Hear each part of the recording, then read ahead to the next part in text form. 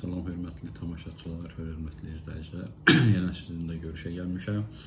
Bugünkü görüşümüzdə fanla bağlı problemləri araşdırmaq istəyirik. Yəni fan E3 və E4 bəzi kombilərdə müxtəlif tür kombilər var. Fondital, Neoterium, Atogaz, Modena, Uniterium, Metal Termik, sonra Gazterium, Erato, bir çox kombilər ki var. Emergaz, ya da düşüşdə deyirəm. Yəni bu kombilərdə E3, bəzilərində isə E4 fan xəta kodunu verir. Ancaq bəzi kombilərdə isə bunlar tam əksinə olaraq E4 tam başqa, bəzilərində qaynamağa, bəzisində başqa cür neticə sensoru var, belə kimi xəta kodlar verir. Ancaq bugünkü danışığımız bizim E3, E4 və E307 kodlar haqqında danışacağıq. Bunlar hamısı fanla bağlı problemlərdir. Fanda niyə görə bu hal baş verir? Fan özünüz bildiyiniz kimi, əvvəlki videolarda demişdim, təmiz havanı bayırdan, çöldən alıb içəriyə verir, yanmış qazı isə oradan xaric edir. Yəni fanın vəzifəsi bundan ibarətdir. Bir də ki, fan işləyən zaman prosestat fana nəzarət eləmək üçün dövrəyə girir. Yəni prosestatın da vəzifəsi fana nəzarət eləməkdir. Həqiqətən də o çöldən təmiz havanı alıb içəri verə bilir, içəridən isə yanmış qazı çıxardıb bayıra tullaya bilir, yəni ötürə bilir də. Belə bir kimi onlar ikisi də bir-birinə əlaqəlidir və burada yenə deyirəm baza da onlarla əlaqəlidir. Yəni bu üç hissə birlikdə bir vəhdət yaradır. Yəni bunlar üçü də bir yerdə çalışırlar. Fan niyə kod verir? Fanda nə baş verir ki, bu kodlar əmələ gəlir? Yəni bu saydığımız E3, E4, E03, E07 kimi, məsələn dediyim Emergazdır, Fonditaldır, Neoteriumdur, Hidroteriumdur, Metal Termikdir, bu kimi kombilərdə bu xəta kodları verir. Yenə deyirəm, bu xəta kodları ola bilər ki, başqa kombilərə tam başqa cür görünsün, burada isə bu cür görükür. Fan niyə xəta kodu verir? Fan o vaxt xəta kodu verir ki, fan çirklənə bilər. Yəni fan çirklənirsə, orada alışma getməyəcək və aydın məsələdir ki, dərhal anakartdan məlumat gəlir, E3, E4, ya E03, ya E07 kimi kodları verir, ekranda bunu sizə göstərəcək. Aydındır ki, siz məlumat kitabçasından, yəni kombi məlumat kitabçasından bu kodlara baxıb onu da təyin edə bilərsiniz. Və çox vaxt sual olunur ki, orada tam elə bir şey yazılır ki, onu heç araşdırmaq olmur. Düzdür, bəzən elə bir orada işarələrlə, elə bir adlarla orada göstərilir ki, heç onu bilmirəm, necə başa düşə bilərlər bu istifadəçilər. Yəqin ki, ustalar bunu daha gözəl bilirlər. Yəni, burada fanın problemi nədir? Yenə deyim, birinci, fan çirklənməsi. Fan çirklənirsə, fan çirklənəndə harası çirklənir belə deyək? Yəni, fan çirklənəndə birinci bunun pəri çirklənir. Çünki pər sürətlə fırlandığına görə çöldən gələn havanı, çöldən gələn tozlu kütləni kombinin bütöv içərisinə çəkib gətirir. Yəni, kombinin içərisi demək olar ki, həmin tozla əhatə olunur. Toz da gözə görünməyən bir şeydir. Onu heç görmək olar, bəzi iri tozları görmək olar, külək formasında, yəni külək gətirəndə də görmək olar. Ancaq o toz o qədər toplanır, axırda fanda problem əmələ gətirir. Yəni, necə toplanır?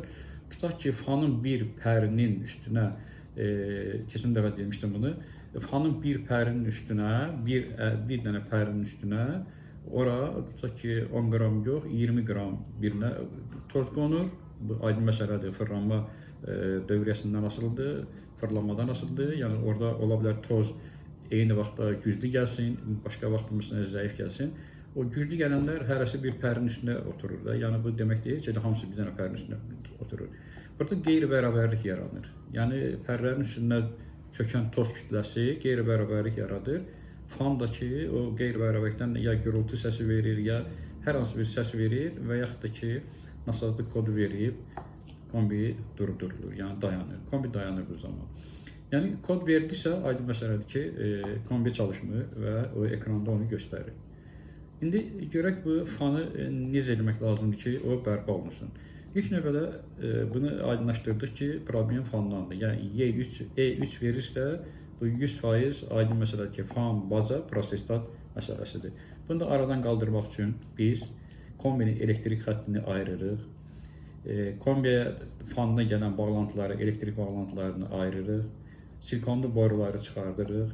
Orada bir torpaqlama kabeli var, sarı kabel, onu da çıxardırıq və fanı ehtiyatla 3 vint açanla 3 dənə boltun vintin açıb, onu oradan bir balaca, düzdür, orada dəqiqlik lazımdır, onu əyib bir balaca kənara çıxartmaq və bunu çıxarandan sonra orada artıq görəcəksiniz ki, fanın içərisindəki pərdə toz kütləsi toplanıb.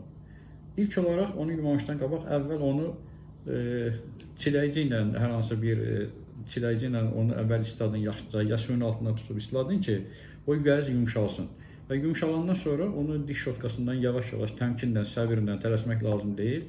Onu diqqətlə təmizləyib, bir daha suyun altında tutub yumaq lazımdır. Bu zaman eləmək lazımdır ki, elektrik bağlantısı sarğac olan hissəyə su dəyməsin.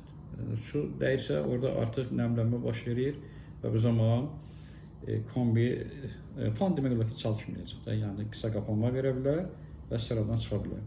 Ona görə də ehtiyatlı olun. Fan pərdə təmizləndi, onun fırlanan yiyəcəklərinə, yəni paçenliklərinə deyək də, xırda paçenliklərinə fikir vermək lazımdır. Bəzən VD40 deyilən bir sprey ilə onu çiləyirlər vəziyyətdən çıxış yolu kimi. Ancaq o qədər də effekt vermir də, yəni VD-nin tərkibində çox az miqdarda yağlılıq var. Bu əslində pas çökücüdür, pas təmizləyici kimi belə. Ümumiyyətlə, bütün universal bir spreydir. Ancaq, yenə deyirəm, o paçenlikləri mütləqdir ki, yağlayasınız. Yəni, onlar da sərbəst olaraq çıxır. Orada şurup bolt var, onları açırsınız. Onları açandan sonra hissələri ayırırsınız. Ancaq bir şey yazıda qalsın ki, əgər o babini çıxardanda, elektromagnet yüklü babini çıxardanda orada ehtiyatlı olmaq lazımdır. Onu işarə vurun ki, çıxartdığınız kimi də yerinə sala bilərsiniz. Əgər onun tərsinə salsanız, orada artıq sizin dediyi istiqamətə, saat əqrəbi istiqamətinə yox, saatın əksi istiqamətinə hərəkət edəcək. Ona görə də ona diqqət verin və sökməmişdən qabaq onun üstünə bir xətt qoyun ki, hansı hara olmağı daha dəqiq biləsiniz. Yəni, onun ustalar daha gözəl bilir, ancaq kimsə özü eləmək istəsə, onları sökəndə diqqətli olsunlar. Yəni, biraz çətin sökülmək demək istəməzdim, ancaq düzdür, birinci dəfə sökənlər üçün çətin olur, ancaq ustalar onu sərbəst söküb, yağlaya da bilirlər. Yəni, fanı bildik ki, bu pərinin çirklənməsi bu haldan Y3 kodu verir. Y3 kodu təkcə fanla qurtarmır. Yəni, tək fan demək olmaz ki, burada fan mütləq bu səbəbdir. Burada baza da səbəb ola bilər, prosestat da səbəb ola bilər. Yəni, bunlar üçü bir-birindən əlaqəlidir.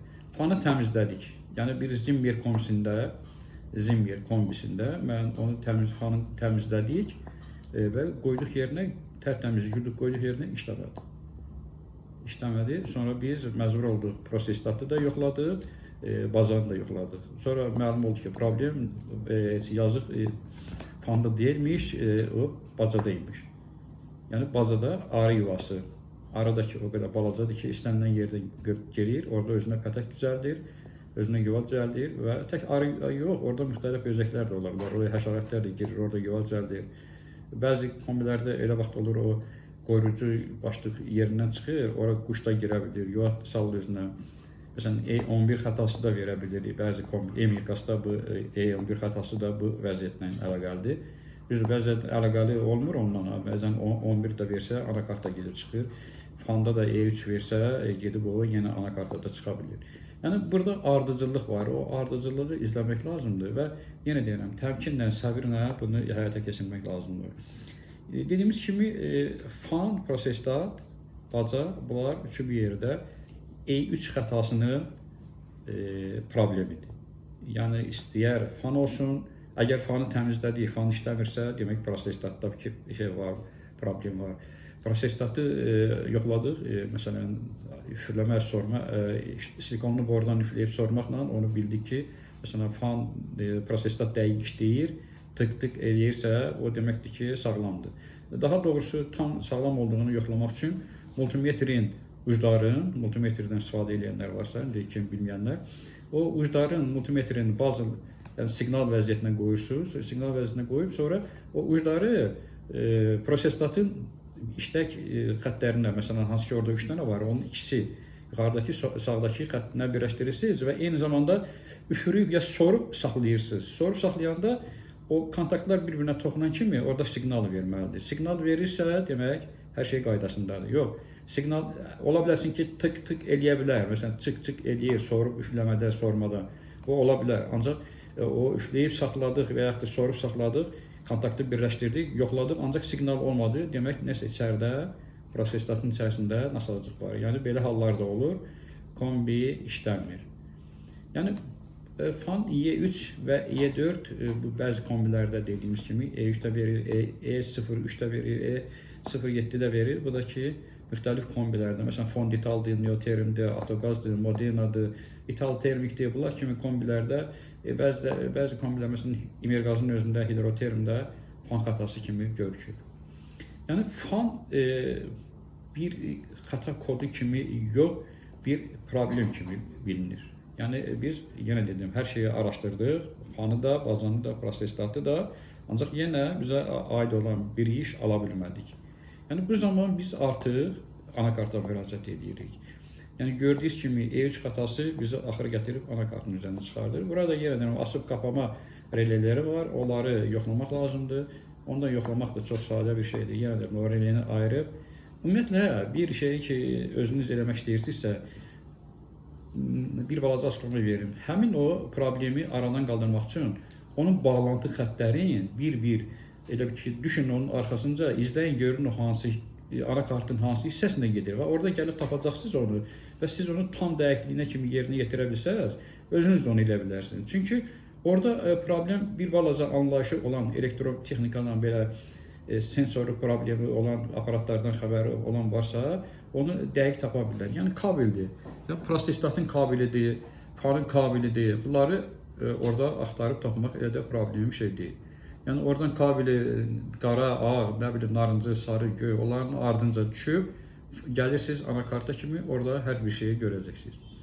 Yəni, fan gələn xətti də görəcəksiniz, hara gedir, prosestatdan gələn xətti də görəcəksiniz, hara gedir, sensorlardan gələnləri, alışdırma elektrodlarından, sonra yansın çubuğundan, məsələn, hara gedir, onları da görəsiniz.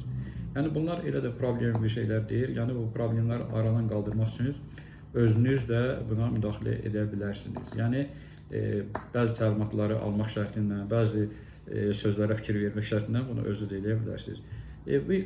Bəzən mənə suallar olur ki, məsələn, tutaq ki, belə bir hal baş verir. Onu mən necə eləyə bilərəm? Mən deyim ki, get dur kombinin qabağında bağlantı yarat və mən sizə onu başa salım. Görəcəksiniz ki, necə baş verir. Biri deyir ki, kombin zəif qızdırır. Zəif qızdırmağın nədən ola bilərdi? Yəni, qaz deyir normal, hər şey normal.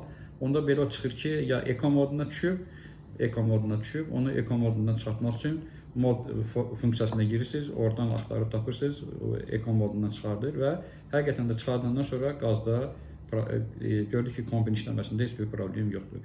Yəni, burada çəkinmək lazımdır, soruşmaq da lazımdır, öyrənmək də lazımdır.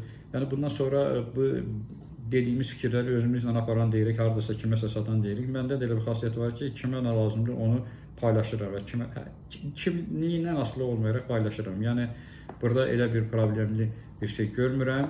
Yəni, bildiyimiz, bilmədiyimiz bəzi şeylər var, onları da öyrənirik. Yəni, elə bir şey görmürəm. Yəni, mən öz tələbələrimə, peşə təmayüllü siniflərdə tələbələrimə 11-ci siniflərdə dərs deyirik. Yəni, orada uşaqlara biz kombini, demək olar ki, istənilən kombini, yəni hər hansı bir kombini, orada kombini biz bütün hissələrin sökürük, yəni şagirdli qarşı, sökəndən sonra onları qarışdırıram mən, özüm qarışdırıram, deyirəm ki, birini ora atıram, birini ora atıram, deyirəm ki, indi get yığ.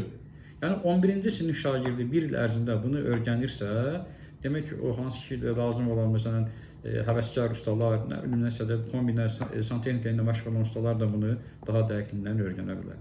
Yəni, orada sadəcə diqqətli olmaq lazımdır. Düzdür, mürəkkəb quruluşa malik bir qurğudur. Onun elektronik hissəsindən indi kimsə anlaşı ola bilməz. Məsələn, texniki servislər var, kombi texniki servisləri tanıyıram mən, dostlar var, yoldaşlar var. Onların yanında bəzən elə çətin problemlə üzləşirik ki, onlardan məsləhət alırıq. Yəni məsləhət alıq deyəndə elektronik kart problemində. Bəzi elektronik kart ustaları sağ olsunlar, dəyərli dostlardılar. Hamısına buradan salamlarımı göndərirəm. Yəni burada öyrənməmək, öyrənməmək ayıbdır. Mən özüm də bəzən nəyisə bilmirəmsə, hər hansı bir ustaya, hər hansı bir kiməsə müraciət edirəm. Yəni mən nəzəri və praktiki olaraq bunu mən peşə təməli siniflərdə, peşə məktəblərində keçirilir olar. Ancaq bir var nəzəri keçirsən, bir də var praktiki olaraq keçirsən.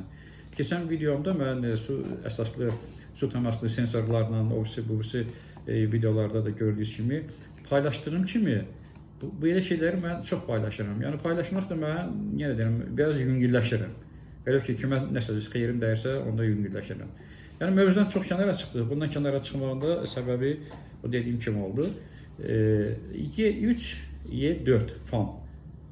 Bəzi kombilərdə Y4 suyu da verə bilir, bəzilərində qaynama temperaturunu da verə bilir, bəzilərində isə indi dediyimiz kimi zavod nə buraxırsa, hansı kodla buraxırsa, o kodla da onlar xəta kodları verir.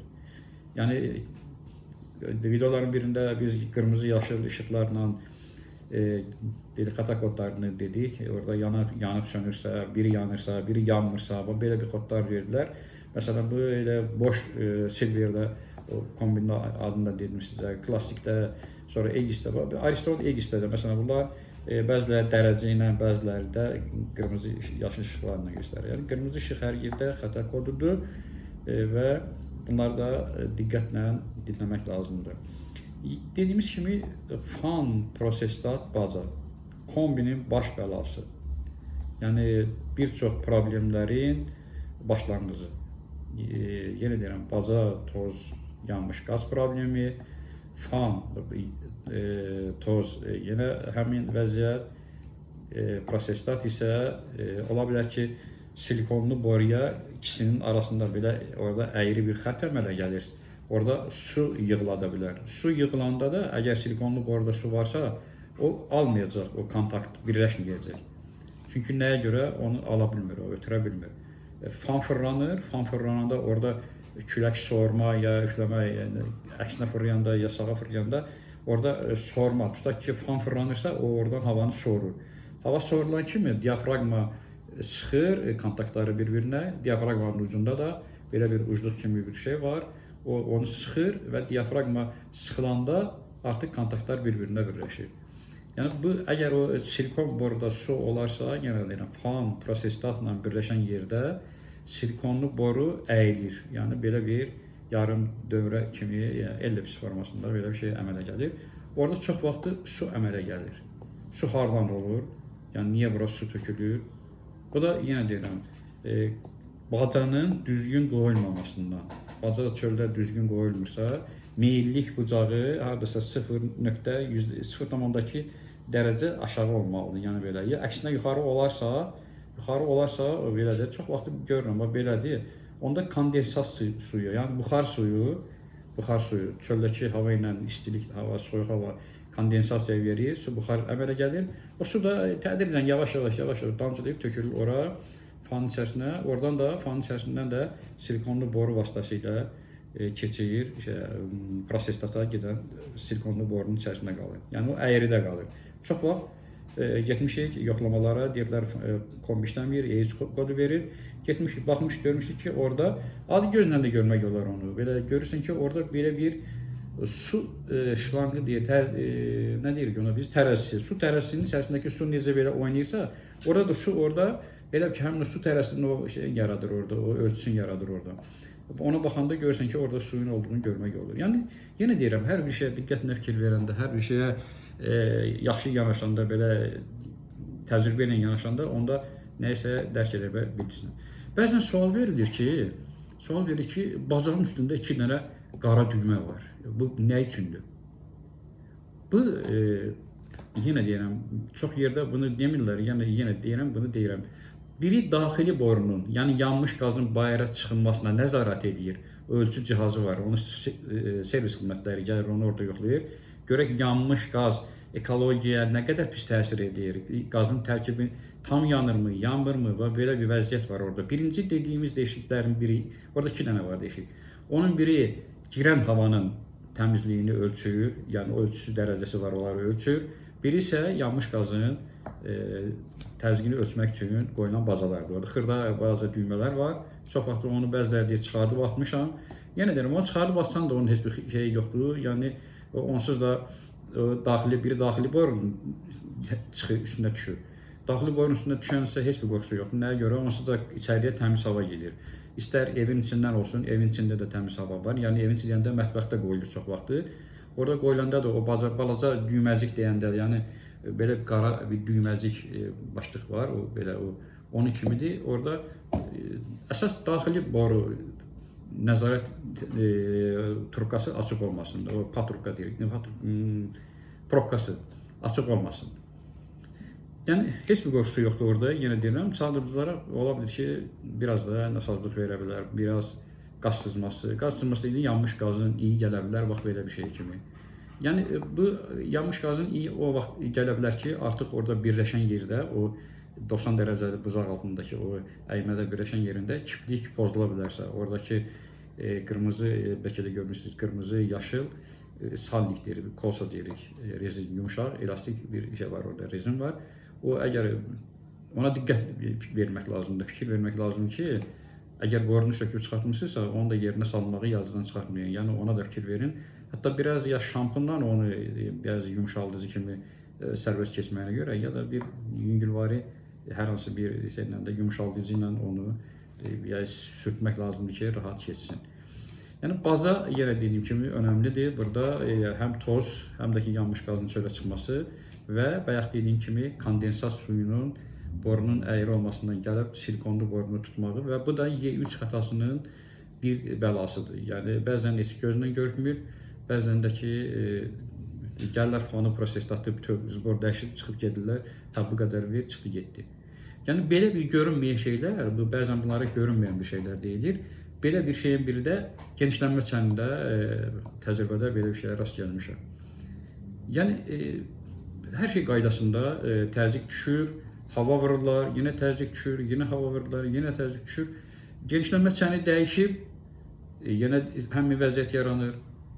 Axırda məlum olur ki, bu nədir, nədən baş verdi bu, niyə belə oldu bu? Bir dənə diqqətlə fikir verin. O genişlənmə çəni dövriyyə nasosunun üstündən bir ya nazik mis məftilinə də boru ilə gedir, ya da ki flex bir şlankla gedir də, yəni görünürsünüz o. O şlank tədricən o mis boru, bəzən mis boruları o qədər nazik qoyurlar ki, heç oradan düzdür, oraya elə də güclü lazım deyil, orada sadəcə ora genişlənmədən təzyiqin artdığında, məsələn istilikdən təzyiq artır, orada genişlənmə başlayır. O orada balansı tənzimləyir. Hava və su balansını, isti balansı tənzimləyir ki, orada problem yaranmasın. Yəni kombi sərbəst işləsin. Yoxsa artıq bir genişlənmə baş verirsə, genişlənmə çəni olmasa orada problem baş verə bilər. Yəni bir dənə o borunun tutulması bütün kombinin elə ki narahatçılığına səbəb olmuşdur. Dövriyyə nasosunun üstündən əyri bir şlank gedib genişlənmə çəninin altına bağlanır. Çox vaxt bu problem bəzi ustalar tərəfindən tapılır. Ancaq elə vaxt olur ki, elə deyirlər ki, hə bu problem nəsə tapılmadı. Yəni bilinməyən bir şeydir bu, bilinməyən xəta kimi bəzən verir. Heç xəta da vermir, xəta kodu da vermir. Elə təzyiq düşdü, təzyiq qalxdı, təzyiq düşdü, təzyiq qalxdı, təzyiq düşdü. Bu zaman limit termostatı söndürür və əmniyyət vintili suyu boşaldır və bu hallar davam edir. Bunu artıq bildik ki, orada bir dənə nazik boru var, ya flex şəkildə, yəni üstü trosdur, bir də ki mis boru ilə. Yəni kondisionerlərə gedən borudan nisbətən nazik bir borudan, oradan əymə bir kimi gedir ora, altdan genişlənmə çənindən birləşir. O tutulanda da belə hallar baş verir. Yəni bəzən diqqətli olmaq lazımdır. Bir çox hallarda elə bir hallar baş verir ki, məsələn axın turbini, yəni yer gəlmişkən onu da yada salım.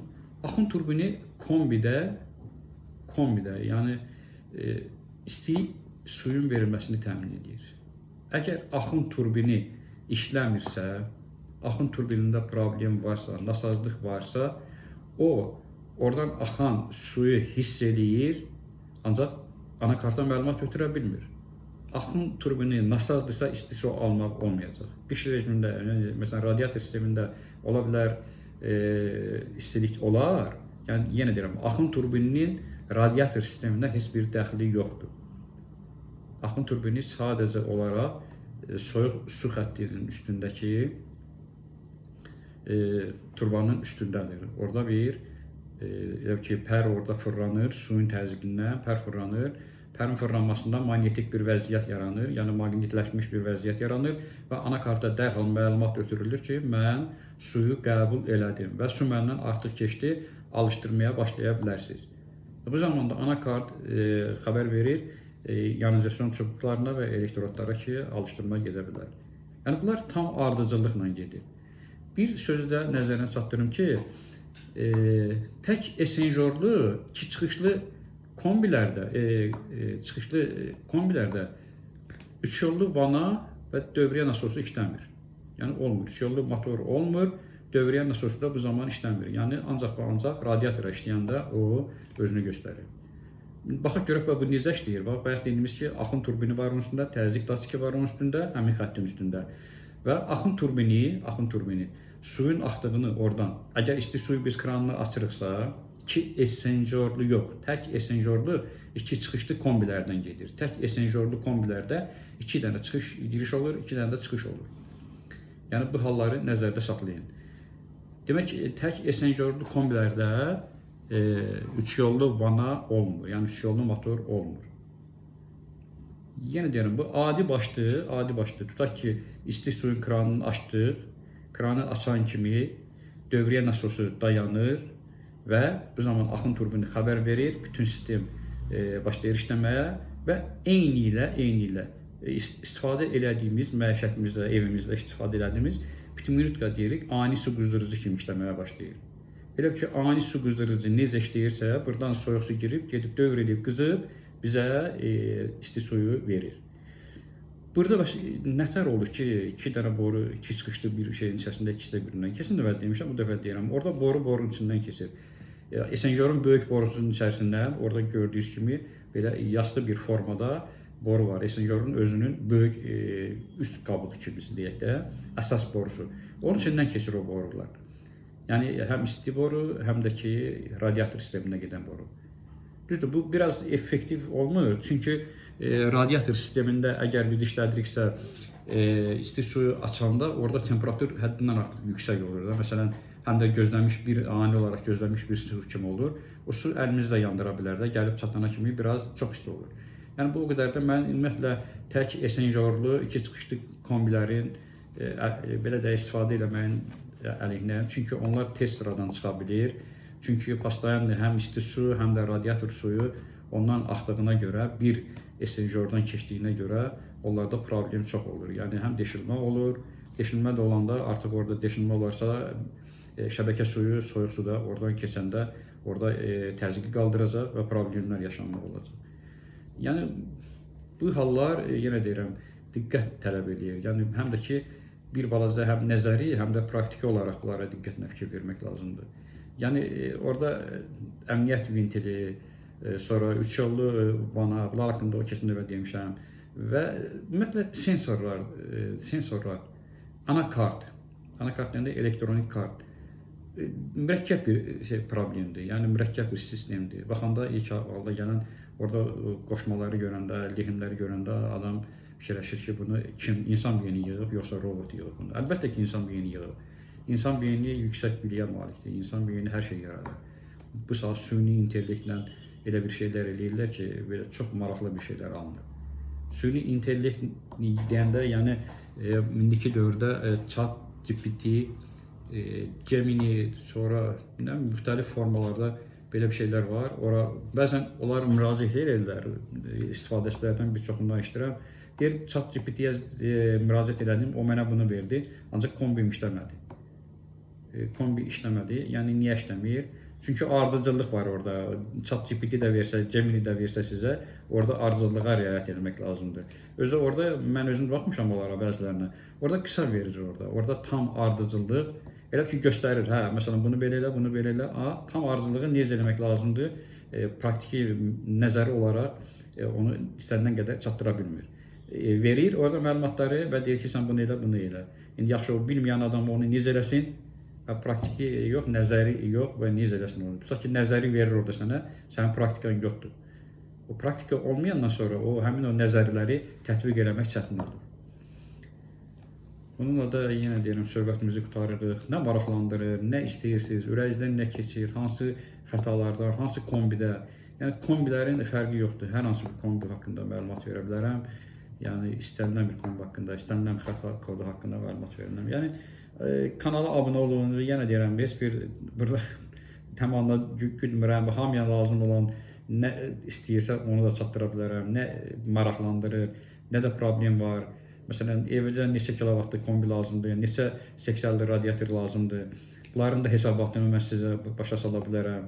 Tutaq ki, məsələn, evin həcmi məsələn 12-dir və bu evə neçə kilokalori, neçə kilovat saat, kilovatlıq kombi gedir.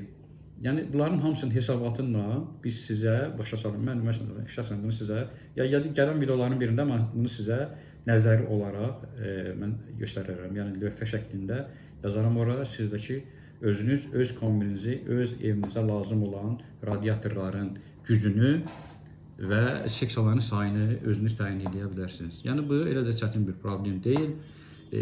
Şərti olaraq evin hər hansı bir ölçülərini götürürük. Evin həcmini tapırıq. Orada temperatur dəyişkənliyi var. Çöldəki temperaturla işdəki temperaturun fərqi var. Və o fərqi biz tutaq ki, hər hansı bir götürdüyümüz temperatur fərqini biz tətbiq edirik o radiatorların gücünə görə. Məsələn, kilokalorisine görə, bir də ki, vattına görə. Seksiyaların vatı, həm də ki, kilokalorisi var. Onu təyin edirsən, ondan sonra istədiyimiz işləri görə bilərik. Yəni, çox sadə bir üsuldan onu tapmaq olur. Çox sadə bir üsuldan. Bəzi ustalar, bəzi yerlərdə satış məntəqələrində satanlar deyirlər ki, bu ədədi bu ədədə vur, bunu tapacaqsan. Tutaq ki, otağın kvadratı bu qədərdir, 0-10-a bölürsən, belə edirsən, vurursan, tapırsan. Yəni bu çox biraz tam dəqiq alınmır. Yəni burada ola bilər otağın həcmi, otağın məsələn içərisindəki əşyalar, yenə deyirəm, həm kondisioner quraşdıranda, həm də ki, kombi quraşdıranda evin bütün o cəhətləri nəzərə alınmalıdır. Otaqdakı əşyaların sayı, otaqdakı pəncərələrin sayı, izolyasiya sistemi, bunlar hamısı şərtdir. Bunlarsız heç bir iş görmək olmur. Bunları nəzərdə saxlayın. Əgər kondisioner quraşdırmaq istəyirsinizsə, otaqdakı hər bir şeyin sayına fikir vermək lazımdır. Soyutmaya görə tutaq ki, kondisioner seçiriksə, orada otaqda qızan, məsələn, əgər televizoru varsa, soyuducu varsa, ümumiyyətlə də hər hansı bir istilik verən cihaz varsa, o da nəzərə alınmalıdır.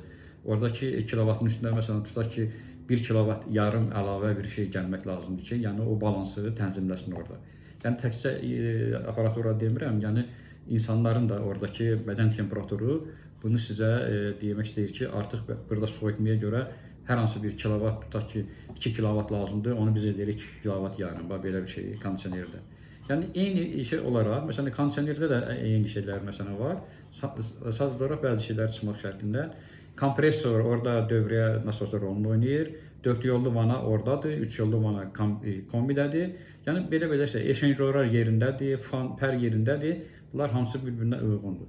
Sadəcə olaraq biri soyutma, isitmə qurğusudur, kondisioner, kombi isə sadəcə olaraq isitmə qurğusudur. Çox sağ olun, təşəkkür edirəm.